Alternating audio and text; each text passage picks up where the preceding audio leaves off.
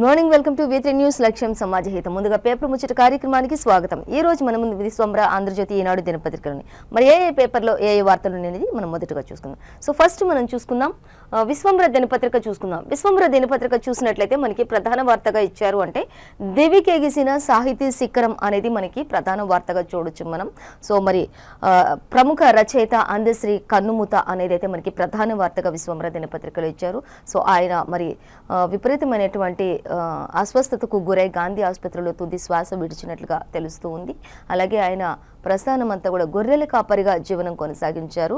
అలాగే పాఠశాల చదువు లేకుండానే ఆయన రచయితగా రాణించారు అంటూ కూడా మనం గమనించవచ్చు. అనేక అవార్డులను సొంతం చేసుకున్నటువంటి ఘనత, అలాగే తెలంగాణ రాష్ట్ర గీతమైనటువంటి జయ జయ హే గీతాన్ని కూడా ఆయన రచించారు అంటూ కూడా మరి కోట్లాది తెలంగాణ ప్రజల గొంతుకై నిలుస్తారు ఆయన ప్రతిరోజు కూడా అంటూ కూడా మనకి ఇక్కడ ఇవ్వటం జరుగుతుంది. సో ఆయనకి సంబంధించినటువంటి డీటెయిల్స్ మరి మనం పూర్తిగా తెలుసుకుందాం. అలాగే మరొక వార్త మనం చూసినట్లయితే చూద్దాం, మరొక హెడ్లైన్ చూసినట్లయితే ఇక నేడే జూబ్లీ హిల్స్ బైపోల్స్ అంటూ కూడా ఇచ్చారు. ఇక అధికారులు అంతా కూడా సర్వం సిద్ధం చేశారు అంటూ కూడా ఎన్నికల అధికారులు అన్నింటినీ కూడా సర్వం సిద్ధం చేసేశారు అంటూ కూడా తెలుస్తూ ఉంది.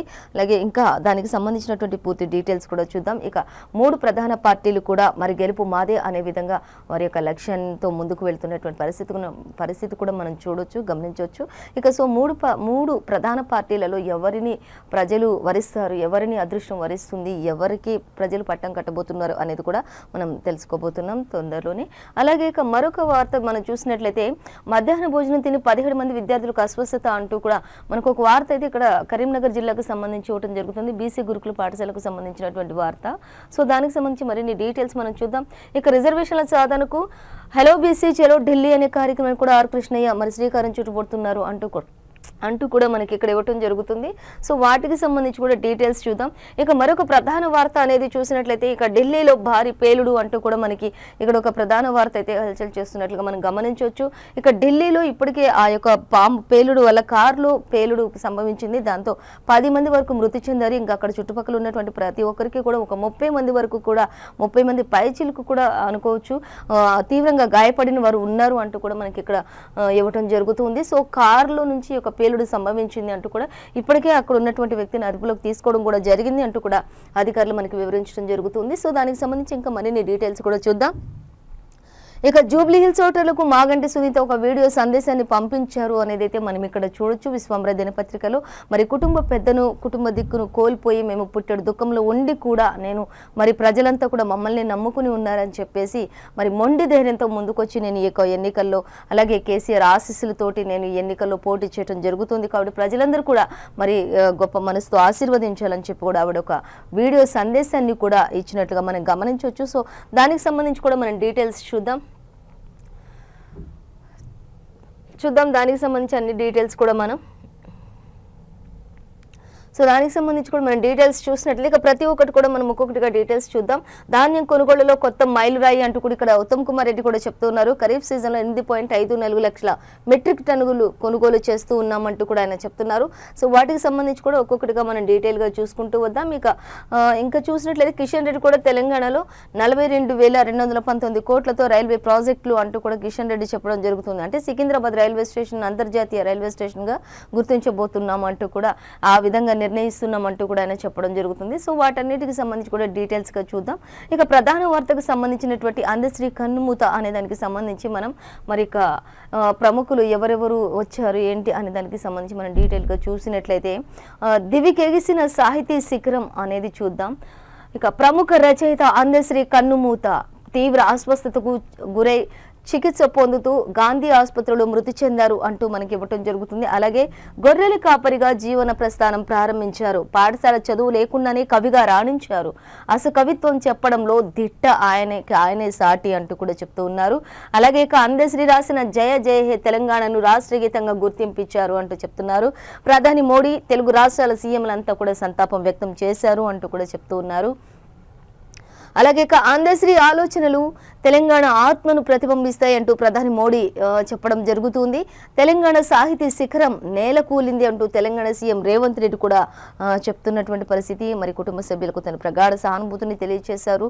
అలాగే ఇక ఆయన చెప్తున్నది ఒకటే మాట ఏంటంటే తెలంగాణ సాహితీ శిఖరమే నేల కూలింది అనేది కూడా ఆయన చెప్తున్నటువంటి పరిస్థితి. ఎంతో మరి పూర్తి ఆరోగ్యంగా ఉన్నప్పటికీ కూడా తీవ్ర అస్వస్థతలో మరి సడన్ గా ఆయన కుప్పకూలిపోయారు ఒక్కసారిగా అంటూ కూడా చెప్తున్నారు కుటుంబ సభ్యులైతే.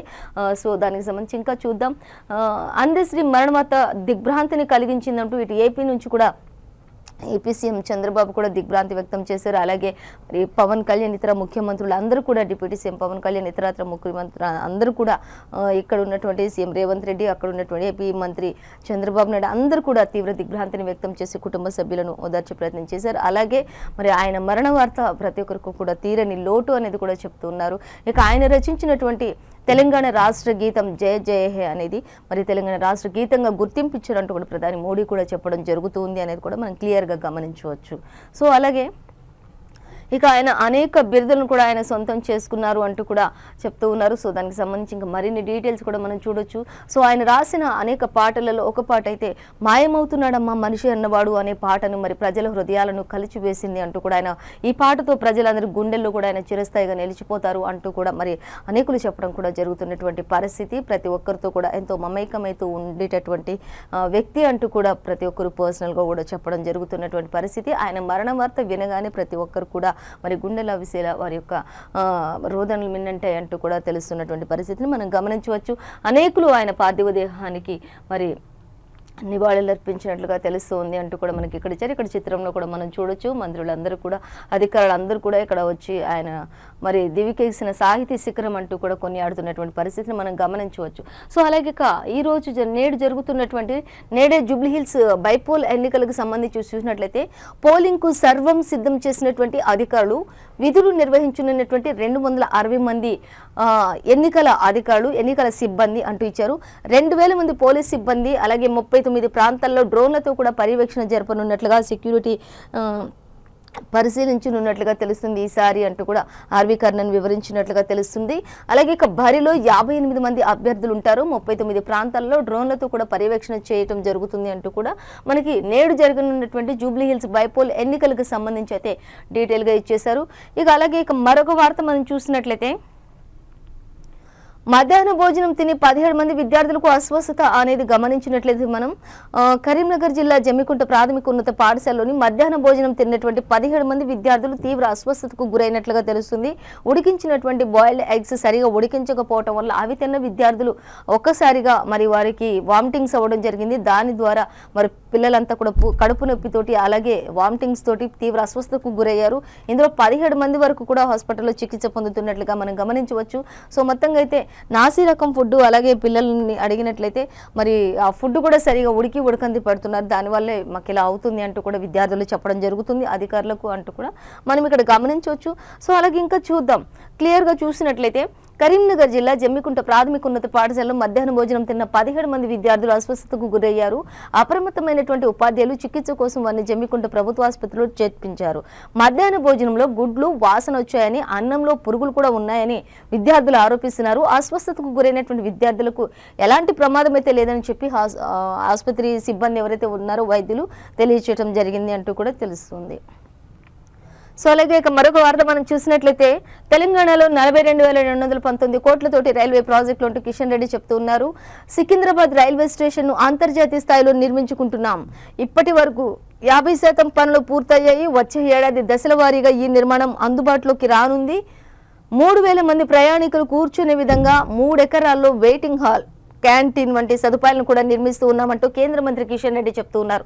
ఒక 3,000 మంది ప్రయాణికులు కూర్చునే విధంగా 3 ఎకరాల్లోని ఈ యొక్క వెయిటింగ్ హాల్ అనేది నిర్మించబోతున్నాం అంటూ కూడా చెప్తున్నారు. మొత్తంగా అయితే ఒక రైల్వే ప్రాజెక్టు తెలంగాణలో 42,219 కోట్లతో నిర్మించబోతున్నారు అంటూ కూడా చెప్తున్నారు. ఇది ఒక అంతర్జాతీయ సికింద్రాబాద్ రైల్వే స్టేషన్ అంటే అంతర్జాతీయ స్థాయిలో నిర్మించుకుంటున్నాం దీనిని అంటూ కూడా చెప్పడం జరుగుతుంది. సో ఇక మరిన్ని డీటెయిల్స్ కూడా మనకి సెకండ్ పేజీలో ఇచ్చారు. మొత్తంగా అయితే తెలంగాణ రైల్వే స్టేషన్ ఇన్ని కోట్లతో చేపట్టబోతున్నాం, ఇది ఒక ప్రాజెక్ట్ స్టార్ట్ చేయబోతున్నాం అనేది అయితే మనకు కిషన్ రెడ్డి క్లియర్గా ఇచ్చారు. అలాగే ఇక ఢిల్లీలో భారీ పేలుడు, 10 మంది మృతి, 30 మందికి తీవ్ర గాయాలు అనే దానికి సంబంధించి మనం చూసినట్లయితే డీటెయిల్స్, ఎర్రకోట వద్ద ఈ యొక్క ట్రాఫిక్ సిగ్నల్లో ఆగి ఉన్న కారులో నుంచి ఒక పేలుడు సంభవించింది అంటూ కూడా చెప్తున్నారు. పోలీసుల అదుపులో కారు యజమాని ఆల్రెడీ ఉన్నారు అంటూ కూడా చెప్తూ ఉన్నారు. ఇక శరీర భాగాలు అయితే చెల్లా చెదురుగా పడిపోయి ఉన్నాయి అంటూ కూడా చెప్తున్నటువంటి పరిస్థితి. ప్రాణభయంతో అక్కడ ఉన్నటువంటి చుట్టుపక్కల ట్రాఫిక్ అంటే ఎంత రద్దీగా ఉంటుందో, పైగా ఢిల్లీలో అంటే ఇంకెంత రద్దీగా ఉంటుందో మనం అందరం గమనించవచ్చు. ఒక్కసారి అక్కడ ఆ పేలుడు దాటికి ఒక్కసారిగా శరీర భాగాలన్నీ కూడా చెల్లా చెదురుగా పడిపోయినాయి, మరణించినటువంటి వారి శరీర భాగాలు. ఇక పక్కనున్నటువంటి వారి హాహాకారాలు, ప్రాణభయంతో పరుగులు తీసినటువంటి పరిస్థితి ఆ యొక్క ట్రాఫిక్లో. అలాగే ఇప్పుడు ఏ కారులో నుంచి అయితే ఈ యొక్క బాంబు పేలుడు సంభవించిందో, మరి ఆ పేలుడు సంభవించినటువంటి కారు యజమాని అయితే పోలీసుల అధికారులు వెంటనే అతన్ని అదుపులోకి తీసుకోవడం జరిగింది అంటూ కూడా చెప్తూ ఉన్నారు. ఇంకా చూద్దాం, ఇప్పటికే 10 మంది అయితే మృతి చెందినట్లుగా తెలుస్తుంది, కానీ ఇంకా మరణాల సంఖ్య కూడా పెరగొచ్చు అంటూ కూడా అనుమానం వ్యక్తం చేస్తున్నారు. తీవ్రంగా గాయపడిన వ్యక్తులు కూడా ఉన్నారు, అందులో 30 మంది వరకు కూడా గాయపడ్డారు, ఇంకా ఎక్కువగా కూడా పెరిగే అవకాశం ఉండొచ్చు అంటూ కూడా చెప్తున్నటువంటి పరిస్థితి అయితే మనం గమనించవచ్చు. పైగా ఈ యొక్క ఈ సిగ్నల్ అనేది ఎర్రకోట దగ్గర ఉన్నటువంటి ఈ సిగ్నల్ దగ్గర ఈ యొక్క మరి ఘటన చోటు చేసుకోవడం అనేది తీవ్ర దిగ్భ్రాంతి కలిగిస్తుంది అంటూ కూడా చెప్తున్నటువంటి పరిస్థితి. ఇక ఢిల్లీలోని ఎర్రకోట వద్ద సోమవారం సాయంత్రం భారీ పేలుడు సంభవించినటువంటి సంగతి ఆల్రెడీ తెలిసింది. కానీ ఈ ఘటన మృతుల సంఖ్య 10కి చేరింది, మరో 30 మందికి తీవ్ర గాయాలు కాగా 22 వాహనాలు కూడా ధ్వంసమయ్యాయి. వారిలో కొంతమంది పరిస్థితి ఇంకా విషమంగా ఉంది అంటూ కూడా చెప్తున్నటువంటి పరిస్థితి. మనం ముందుగా చెప్పుకున్నట్లుగా మరణాల సంఖ్య కూడా పెరగొచ్చు ఒకవేళ అనేది కూడా మనకి ఇక్కడ క్లియర్గా మెన్షన్ చేశారు. అంటే కొందరి పరిస్థితి తీవ్ర విషమంగా ఉంది అంటూ ఇచ్చారు. అయితే ఈ పేలుడు ఎర్రకోట వద్ద ట్రాఫిక్ సిగ్నల్లో ఆగిన కారులోనే సంభవించిందంటూ కూడా పోలీస్ కమిషనర్ పేర్కొన్నారు. ఎర్రకోట చాందినీ చౌక్ వైపు వెళ్లే రోడ్డును పూర్తిగా మూసేశారు అధికారులు, అక్కడి ప్రదేశాలను కూడా ఖాళీ చేసి పంపించేశారు పోలీసులు. అలాగే దేశవ్యాప్తంగా రెడ్ అలర్ట్ ప్రకటించేశారు. పేలుడుకు గల కారణాలపై విచారణ చేపట్టారు. ఢిల్లీలోని ఎర్రకోట సమీపంలోని ఈ పేలుడు ఘటనపై అన్ని కోణాల్లో సమగ్ర దర్యాప్తు నిర్వహిస్తామని కేంద్ర హోంశాఖ మంత్రి అమిత్ షా కూడా తెలుపుతున్నట్లుగా మనం గమనించవచ్చు. పూర్తి దర్యాప్తు జరుపుతాము, ఖచ్చితంగా ఇది అన్ని కోణాల్లో కూడా దీని యొక్క దర్యాప్తు ఖచ్చితంగా జరిపిస్తామంటూ కూడా అమిత్ షా చెప్పడం జరుగుతుంది. సో ఇక చూసినట్లయితే ఆర్ కృష్ణయ్య చెప్తున్నారు రిజర్వేషన్ల సాధనకు హలో బీసీ చెలో ఢిల్లీ అంటూ. ఇక దానికి సంబంధించి మనం చూసినట్లయితే తెలంగాణ ఉద్యమం తరహాలో బీసీ ఉద్యమాన్ని జాతీయ స్థాయిలో తీవ్రతరం చేసేందుకు ప్రణాళికలు రూపొందిస్తున్నట్లుగా బీసీ సంక్షేమ సంఘం జాతీయ అధ్యక్షులు రాజ్యసభ సభ్యులు ఆర్ కృష్ణయ్య తెలిపారు. సోమవారం బషీర్బాగ్ ప్రెస్ క్లబ్లోని బీసీ సంక్షేమ సంఘం జాతీయ కార్యదర్శి బానాల అజయ్ కుమార్ అధ్యక్షతన జరిగినటువంటి ఈ సమావేశంలో ఆయన పాల్గొన్నారు. ఈ సందర్భంగా ఆర్ కృష్ణయ్య మాట్లాడుతూ చెప్తూ ఉన్నారైనా చట్టసభల్లో ఖచ్చితంగా 50% రిజర్వేషన్లు సాధన కోసం నిర్వహించనున్నటువంటి హలో బీసీ చలో ఢిల్లీ కార్యక్రమంలో పాల్గొనాలని చెప్పి అందరికీ పిలుపునిచ్చారు. ఈ నెల 10న ఢిల్లీలో కాన్స్టిట్యూషన్ క్లబ్లోని బీసీ డిమాండ్లపై కూడా నిర్వహిస్తున్న సదస్సులో తెలంగాణ, ఏపీ, కర్ణాటక, తమిళనాడు, కేరళ రాష్ట్రానికి చెందినటువంటి పలువురు నేతలు కూడా పాల్గొంటున్నారు అంటూ కూడా ఆర్ కృష్ణయ్య వెల్లడించడం జరుగుతున్నటువంటి పరిస్థితిని మనం గమనించవచ్చు. సో అలాగే ఇక మరొక వార్త మనం చూసినట్లయితే ఇక్కడ జూబ్లీ హిల్స్ ఓటర్లకు మాగంటి సునీత వీడియో సందేశాన్ని పంపించారు అనేది మనం గమనించవచ్చు చెప్తున్నారు. ఇక జూబ్లీ హిల్స్ ఉప ఎన్నిక పోలింగ్ కు కౌంట్ డౌన్ మొదలైంది కాబట్టి ఈ క్రమంలో బీఆర్ఎస్ అభ్యర్థి మాగంటి సునీత సోషల్ మీడియా వేదికగా కీలక వ్యాఖ్యలు చేశారు. ఈ మేరకు ఎక్స్ వేదికగా వీడియో ఒకటి విడుదల చేశారు అంటూ చెప్తున్నారు. ఆ వీడియోలో ఏం లేదండి, మరి కుటుంబ పెద్దను కోల్పోయి మేమంతా కూడా ఎంతో దుఃఖంలో ఉన్నప్పటికీ కూడా ప్రజలందరూ కూడా మరి మమ్మల్ని మరి గోపన్నని నమ్ముకున్నటువంటి ప్రజలు చాలా మంది ఉన్నారు కాబట్టి మా కుటుంబాన్ని నమ్ముకున్న వాళ్ళు మరి గోపినాథ్ బదులుగా మరి నేను బరిలోకి దిగుతున్నాను, అది కూడా సీఎం కేసీఆర్, మాజీ సీఎం కేసీఆర్ ఆశీస్సులతోటి, ప్రజలందరి అభిమానంతో వారందరినీ ఆదరించాలనే ఉద్దేశంతో నేను మరి ఈ యొక్క పుట్టడి దుఃఖంలో ఉండి కూడా నేను బయటికి రావడం జరుగుతుంది, ఎన్నికల్లో పోటీ చేయడం జరుగుతుంది. కాబట్టి ప్రజలందరూ కూడా ఆశీర్వదించి మరి 3వ నెంబర్ కారు గుర్తుపై నొక్కి ప్రజలందరూ కూడా మరి ఓట్లు వేయాల్సిందిగా, గెలిపించవలసిందిగా ఆవిడ విజ్ఞప్తి చేసుకున్నటువంటి పరిస్థితి మనం గమనించవచ్చు మాగంటి సునీత. సో అలాగే మరొక వార్తాపత్రిక మనం చూసినట్లయితే ఆంధ్రజ్యోతి దినపత్రిక చూద్దాం మనం. సో ఆంధ్రజ్యోతి దినపత్రిక చూసినట్లయితే ఫస్ట్ మనకి ప్రధానంగా ఏ వార్త ఇచ్చారనేది గమనిద్దాం. ఇక ఆంధ్రజ్యోతి దినపత్రిక చూసినట్లయితే ఫస్ట్ అయితే మనకి ఢిల్లీలో పేలుడుకు సంబంధించి మనకి ఇవ్వటం జరుగుతుంది. ఇక ఎర్రకోట సమీపంలో పేలిన కారు 9 మంది మృతి 24 మందికి గాయాలు అంటూ మనకైతే ఆంధ్రజ్యోతి దినపత్రికలు ఇవ్వటం జరుగుతుంది.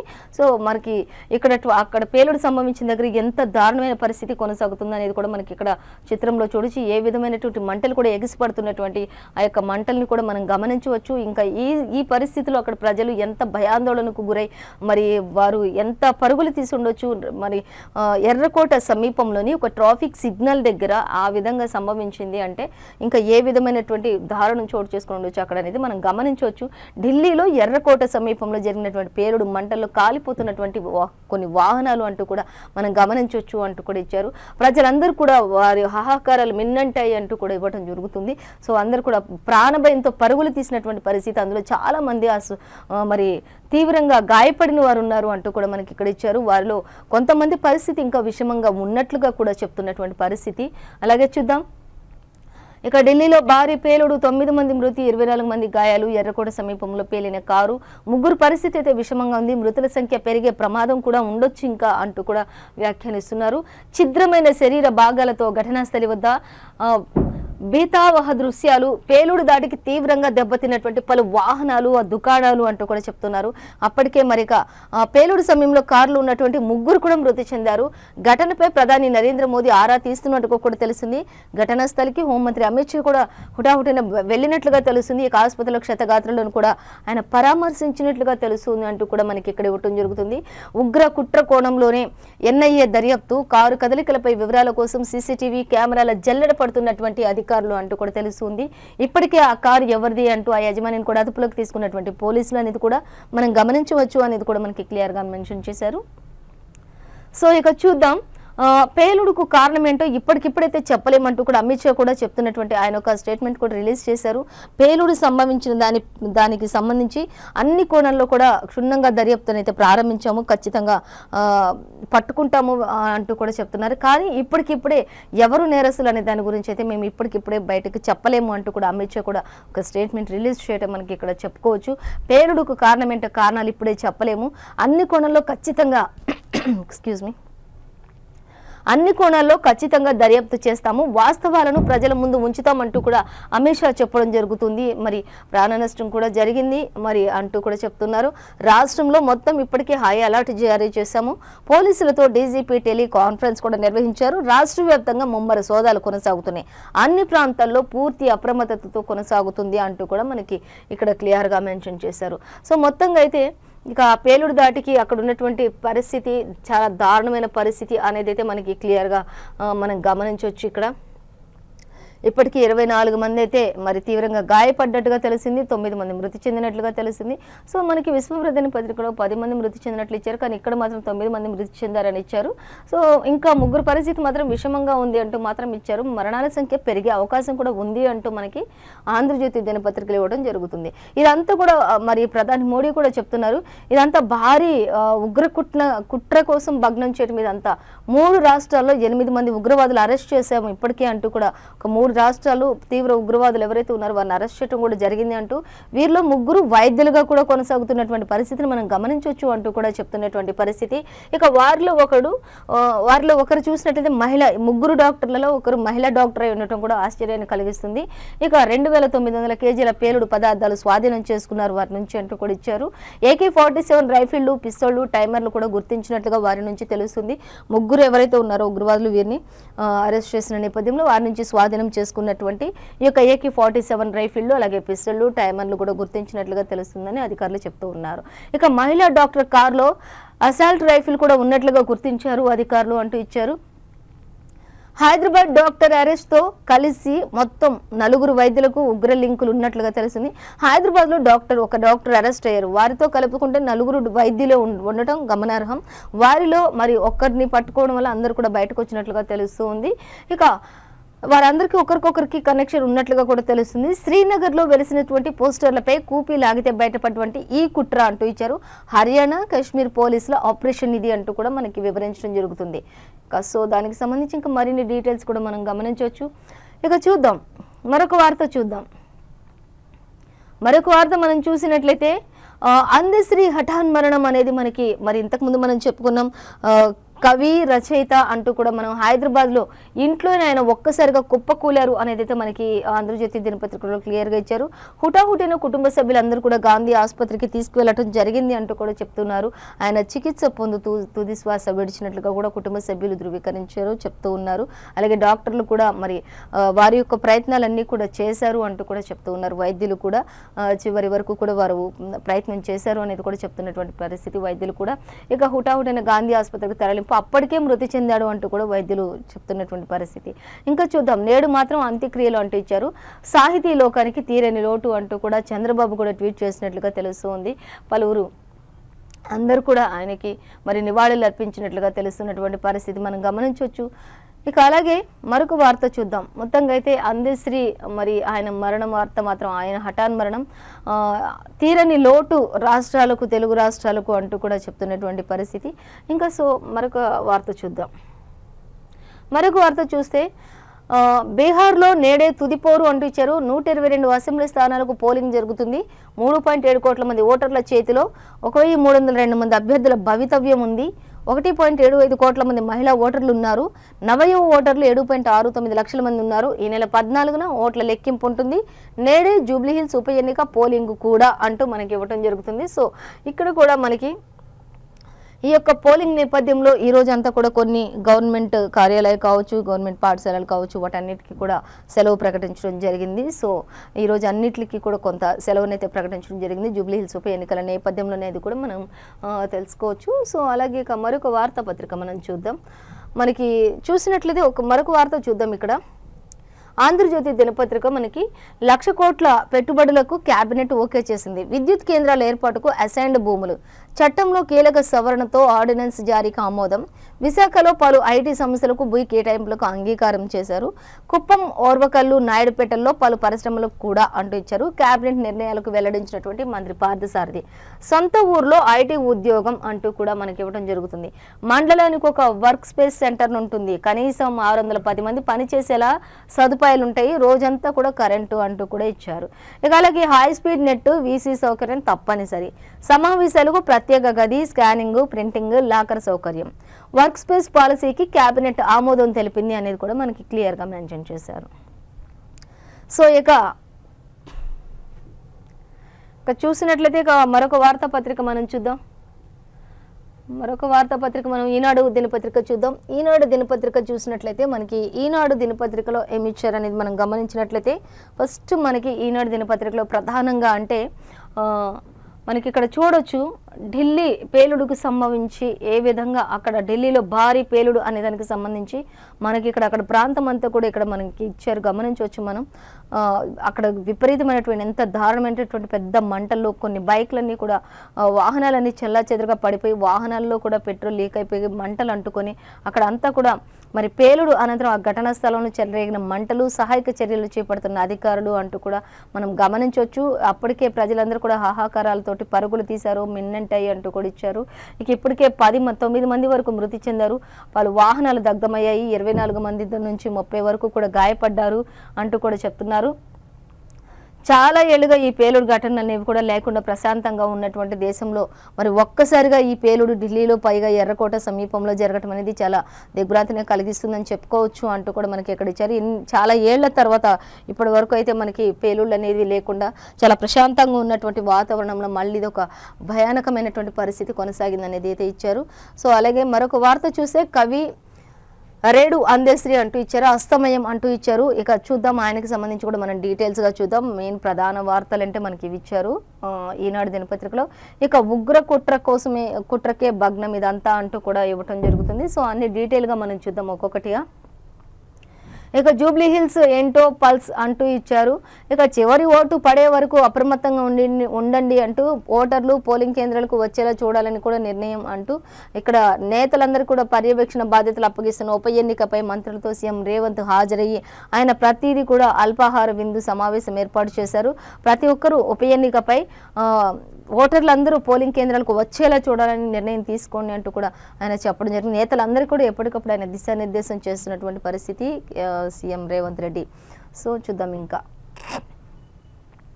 ఇక డీటెయిల్స్ చూసినట్లయితే ఎర్రకోట ఢిల్లీ భారీ పేలుడుకు సంబంధించి మనం డీటెయిల్స్ చూసినట్లయితే ఎర్రకోట మెట్రో స్టేషన్ వద్ద కారులో ఈ విస్ఫోటనం అంటూ ఇచ్చారు. 9 మంది మృతి, పలు వాహనాలు దగ్ధం, 20 మందికి గాయాలు, ఘటనా స్థలిలో భయానక వాతావరణం నెలకొంది అనేది అయితే మనం గమనించవచ్చు. అలాగే ఇక ఉలిక్కిపడ్డ దేశ రాజధాని ఒక్కసారిగా అంటూ కూడా మనకి ఇక్కడ ఇవ్వటం జరుగుతుంది. అలాగే ఇంకా చూద్దాం, రంగంలోకి ఎన్ఐఏ ఫోరెన్సిక్ దళాలు, పరిస్థితిపై మోదీ అమిత్ షా సమీక్ష, పలు నగరాల్లో రెడ్ అలర్ట్ జారీ చేసినట్లుగా తెలుస్తుంది.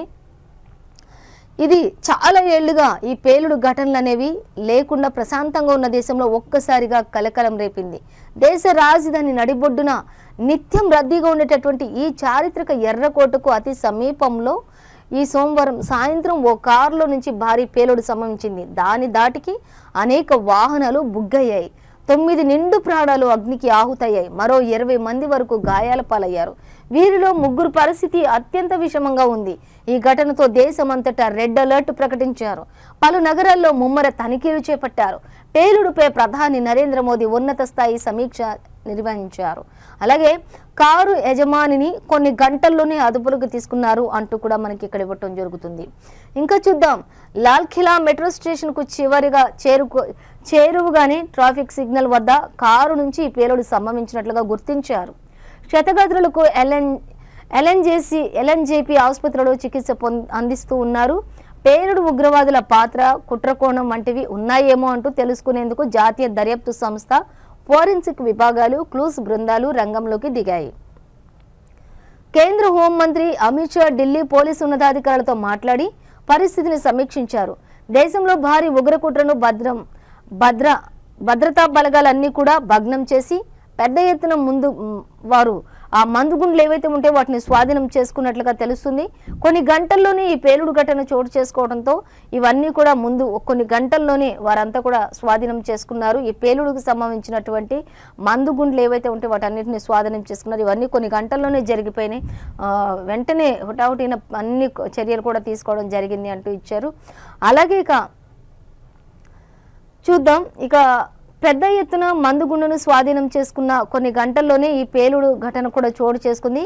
ఇది గమనార్హంగా చెప్పుకోవచ్చు. ఈ ఉగ్ర నెట్వర్క్కు సంబంధించి తాజా పేలుడుకు ఏమైనా సంబంధాలు ఉన్నాయా అంటే, అంతకుముందే ఒక మందుగుండ్లకు సంబంధించిన కొన్ని వాటిని వారు స్వాధీనం చేసుకున్నారు. కొన్ని తనిఖీలలో అది స్వాధీనం చేసుకుని మరికొన్ని గంటల్లోనే ఇక్కడ పేలుడు అనేది సంభవించడం జరిగింది. కాబట్టి ఈ ముందుగానే స్వాధీనం చేసుకున్నటువంటి ఈ మందు గుండ్లు ఏవైతే ఉన్నాయో వారికి సంబంధించి ఇక్కడ ఈ పేలుడుకు సంబంధించి ఏమైనా సంబంధాలు ఉన్నాయా, లింక్స్ ఉన్నాయా అనేది కూడా అనేక కోణంలో కూడా దర్యాప్తు కొనసాగిస్తున్నారు అధికారులు అనేది కూడా మనకి క్లియర్గా ఇచ్చారు.